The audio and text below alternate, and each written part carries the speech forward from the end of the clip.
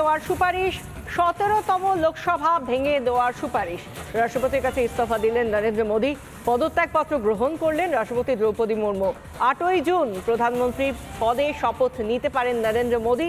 ৭ই June NDA সংসদীয় দলের বৈঠক। পদত্যাগ গ্রহণ করলেন রাষ্ট্রপতি, পদত্যাগপত্র দেন নরেন্দ্র মোদী, সেই ছবি দেখতে পাচ্ছেন। এবং এরপর ৮ই জুন প্রধানমন্ত্রী পদে শপথ নিতে পারেন মোদী। আজ ৩রা জুন এবং তারপর মাঝে ৫ দিন। ৮ই জুন প্রধানমন্ত্রী পদে শপথ নিতে পারেন মোদী। আর অন্যদিকে ঠিক তার আগের দিন অর্থাৎ ৭ই জুন এনডিএ সংসদীয় দলের বৈঠক।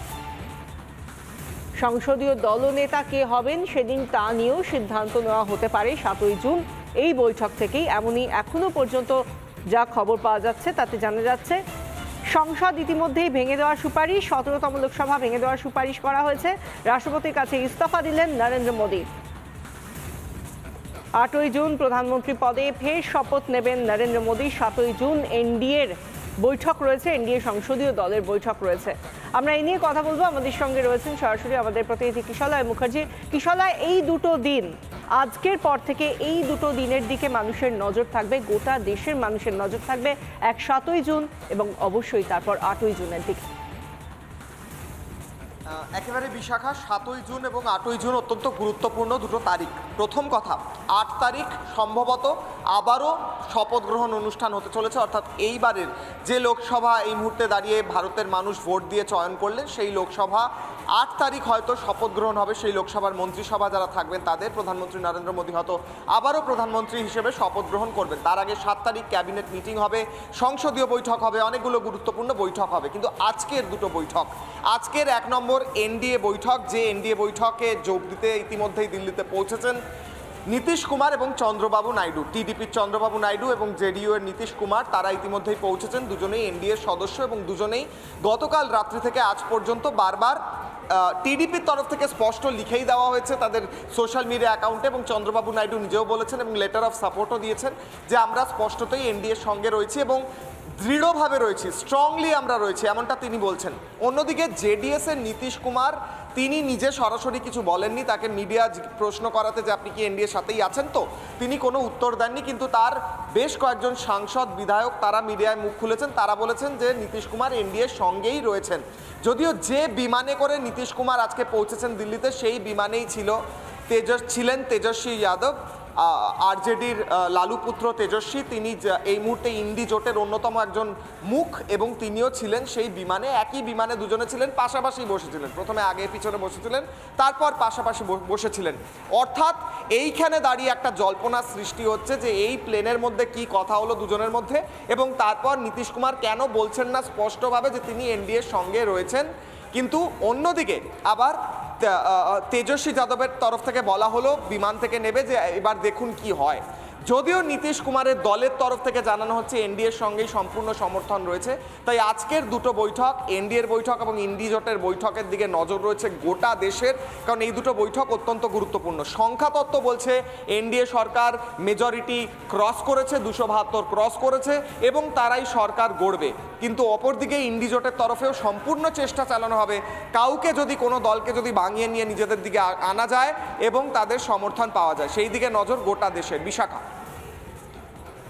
ধন্যবাদ কিশলয়। আমরা যেদিকে নজর রেখেছিলাম এই আজকের যে বৈঠক, সেই বৈঠকের জন্য ইতিমধ্যেই আমরা দেখেছি একই বিমানে আরজেডির তরফ থেকে যিনি তেজস্বী যাদব, তিনি এসেছেন এবং তার সঙ্গে বিহারের মুখ্যমন্ত্রী জেডিইউ এর সুপ্রিমো নীতিশ কুমার, তিনিও এসেছেন। তিনি মুখে কিছু না বললেও তার দলের তরফ থেকে বলা হচ্ছে এনডিএর সঙ্গেই তাঁর দল রয়েছেন, এবং চন্দ্রবাবু নাইডু ইতিমধ্যেই লিখিত জানিয়ে দিয়েছেন যে তারা এনডিএর সঙ্গে স্ট্রংলি অর্থাৎ একেবারে দৃঢ়ভাবে রয়েছেন, একথাই জানানো হয়েছে। কিন্তু এই মুহূর্তে দাঁড়িয়ে একরকমের যে বিষয়গুলো জানা যাচ্ছে তা পরবর্তী সময় কোনো রকমভাবে পরিবর্তন হবে কি না তা নিশ্চিত করে বলার জায়গায় এখনো পর্যন্ত হয়তো কোনো দলই নেই। সেই জায়গা থেকে কি হতে চলেছে সমীকরণ আগামী দিনে, এই কটা দিনে ৮ তারিখের আগে পর্যন্ত কি হয় সেদিকে অবশ্যই নজর থাকছে।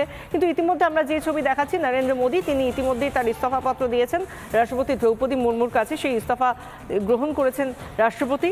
এবং একদিকে যেরকম এনডিএর সঙ্গে বৈঠকের জন্য এসেছেন নীতিশ কুমার, নবনির্বাচিত সাংসদরা থাকবেন 7 তারিখের বৈঠকেও, যে 7 তারিখে এনডিএ সংসদীয় দলের বৈঠক হতে চলেছে।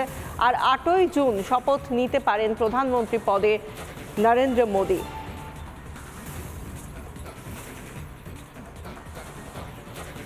একদিকে আমরা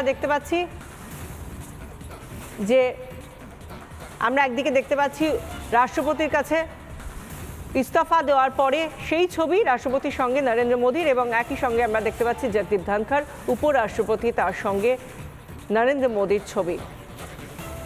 একই দিনে এই দুটো ছবি উঠে আসছে, একদিকে রাষ্ট্রপতির সঙ্গে তাঁর ছবি, তাঁর সাক্ষাৎ ইস্তফাপত্র দেওয়ার পর, এবং অন্যদিকে উপরাষ্ট্রপতির সঙ্গে তাঁর সাক্ষাৎ, জগদীপ ধনখড়ের সঙ্গে সেই ছবি নরেন্দ্র মোদীর। আরও একবার আমরা কিশলার কাছে যাব। কিশলায় দুটো নাম মূলত আজকের দিনে দাঁড়িয়ে অত্যন্ত গুরুত্বপূর্ণ, যেরকম চন্দ্রবাবু নাইডু এবং অন্যদিকে নীতিশ কুমার। এই দুজনের কাছে 30টা আসন রয়েছে। তো তাদের এই 30টা আসন কত বড় ম্যাজিক ফ্যাক্টর হতে পারে? দেখো বিশাখা, আজকে 4:30টার সময় ইলেকশন কমিশনের তরফ থেকে চূড়ান্ত সংখ্যা প্রকাশ করা হবে, যে কে কত সিট পেল, কে কত ভোট পার্সেন্টেজ পেল, আর কার কোন সম্প্রদায়, কোন দল, কোন ভিত্তি, কোথা থেকে ভোট এসেছে, সেই সমস্ত সংখ্যা তো রয়েছেই। কিন্তু সংখ্যা তত্ত্বের দিক থেকে, যেমনটা তুমিও বলছিলে, যেমনটা আমিও একটু আগেই বললাম, সংখ্যা তত্ত্বের দিক থেকে এনডিএ সরকার গড়বে এতে কোনো প্রশ্ন থাকতে পারে না। কারণ এনডিএ একটি জোট, সেই জোট 272 ক্রস করে এই মুহূর্তে 294, 293 একটা সংখ্যায় গিয়ে তারা দাঁড়িয়েছে। যদিও ইলেকশন কমিশনের তরফ থেকে চূড়ান্ত সংখ্যা জানাবে 4:30টার সময় আজকে বিকেলে। তো সেই সংখ্যার দিক থেকে দেখতে গেলে এনডিএ তারা সরকার গড়ার দাবি করবে, এবং সেই সরকার তারা গড়বে।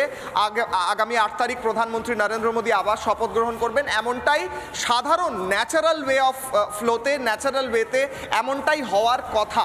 কিন্তু এই যে দুজন নেতার কথা তুমি বলছিলে বিশাখা, খুব সঠিকভাবে, চন্দ্রবাবু নাইডু টিডিপি নেতা, তিনি এই মুহূর্তে দাঁড়িয়ে দিল্লিতে পৌঁছেছেন এবং তিনি স্পষ্টতই এনডিএর সঙ্গে রয়েছেন। তার দিক থেকে স্পষ্ট করে দেওয়া হয়েছে, লিখে দেওয়া হয়েছে যে আমি এনডিএর সঙ্গে রয়েছি, স্ট্রংলি রয়েছি, যেমনটা তুমি বললে। কিন্তু প্রশ্নটা থাকছে জেডিইউকে নিয়ে।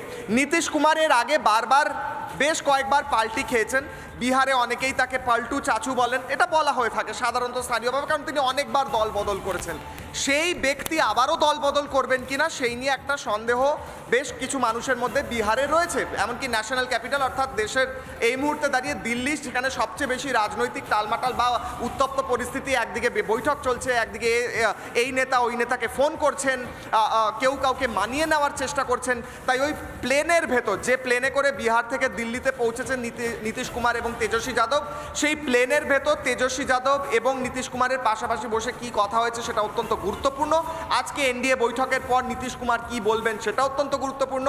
কিন্তু সব কিছু ঠিক থাকলে 27টা দল মিলে ইন্ডি জোটের যা নম্বর পেয়েছে 234, তার চেয়ে বেশি ভোট বিজেপি একাই, বেশি সিট বিজেপি একাই পেয়েছে। তাই সাধারণত সব কিছু ন্যাচারালি যদি এগোয়, সাধারণভাবে যদি এগোয়, তাহলে এনডিএ সরকার গঠন করতে চলেছে, এমনটাই সংখ্যাতত্ত্ব বলছে। বিশাখা, বিশালা, একদিকে যেরকম সংখ্যাতত্ত্বের কথা উঠে আসছে, সেরকমভাবেই আরও একবার কিন্তু এই মানুষটার কথাও উঠে আসে, যার নাম নীতিশ কুমার। কারণ নীতিশ কুমারকে আমরা দেখেছিলাম যখন ইন্ডি জোটের তরফ থেকে কনভেনার হিসেবে তার নাম মনোনয়ন করা হয়েছিল, তিনি তখন বলেছিলেন, তিনি প্রথমত কিছু বলেননি, তারপর তিনি বলেছিলেন তিনি থাকছেন না, তারপর তিনি একেবারে পদ্ম শিবিরে চলে এলেন, এবং